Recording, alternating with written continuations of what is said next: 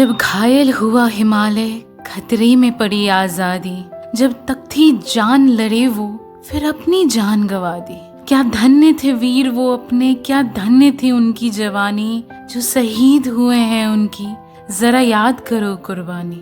ये सिर्फ किसी गीत की पंक्तियां नहीं है, ये उस लहू का हिसाब है जो इस देश की मिट्टी में 200 सालों तक बहता रहा। आज जब हम अपना 80वां स्वतंत्रता दिवस मना रहे हैं, तब मुझे हैरानी होती है उन लोगों पर जो बिना सोचे समझे कह देते हैं कि असली आजादी तो हमें 2014 में मिली है। कितनी नासमझी है ये बात। उन लाखों करोड़ों पूर्वजों का अपमान है जिन्होंने जालियांवाला बाग से लेकर काला पानी की सेलुलर जेल तक यातनाएं झेली। भगत सिंह, सुखदेव, राजगुरु, चंद्रशेखर आजाद, सुभाष चंद्र बोस और न जाने कितने अनाम क्रांतिकारियों ने अपनी जवानी कुर्बान कर दी ताकि हम आज खुली हवा में सांस ले सकें। जिन्होंने अंग्रेजी हुकूमत का वो भयानक दौर नहीं देखा, वही शायद इस संघर्ष की कीमत को इतना सस्ता समझ बैठते हैं। पर क्या हम सच में आजाद हैं? अंग्रेजों से आजादी मिल गई, लेकिन क्या आज हम अपनी सोच से आजाद हैं? कल हम गोरे साहबों के गुलाम थे और आज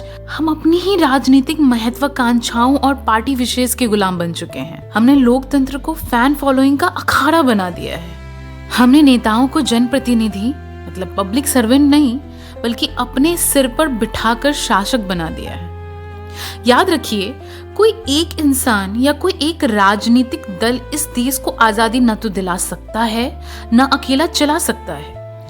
लोकतंत्र में जितनी जरूरत एक मजबूत सत्ता की है, उतनी ही जरूरत एक निडर और जवाबदेह विपक्ष की है, जो आंख में आंख डालकर सवाल पूछ सके। आज आजादी के इतने दशक बीत जाने के बाद भी हमारे युवा बेहतर शिक्षा और रोजगार के लिए सड़कों पर आंदोलन कर रहे हैं।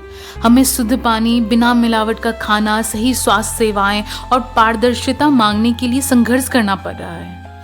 बात बात पर हमारे बोलने की आजादी, राइट टू स्पीच पर पाबंदियां लगाई जा रही है। हर छोटी बड़ी चीज में धांधली और भ्रष्टाचार का दीमक लगा है। तो फिर इसे आजादी कहें या आंशिक आजादी? दूसरों की गुलामी से तो छूट गए, पर अपनों की ही व्यवस्था के गुलाम बन गए।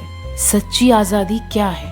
क्या आजादी सिर्फ इतनी है कि हम राष्ट्रगान गाएं, देशभक्ति के गीत सुने और एक दिन के लिए सोशल मीडिया पर तिरंगे की डीपी लगा लें? आजादी का मतलब सिर्फ एक झंडा खरीदना नहीं, गाड़ी पर लगाकर शाम को इधर उधर सड़कों पर गिराना, ये आजादी तो नहीं है। अगर इस देश को सच में आजाद बनाना है, तो किसी नेता या पार्टी का अंधभक्त बनने की जगह खुद को और अपनी सरकार को अकाउंटेबल बनाइए। जब तक देश का हर एक नागरिक अपने अधिकारों को नहीं पहचानेगा और सत्ता से सही सवाल नहीं पूछेगा, तब तक लाल किले पे फहराता तिरंगा भी हमसे सवाल पूछता रहेगा। जय हिंद।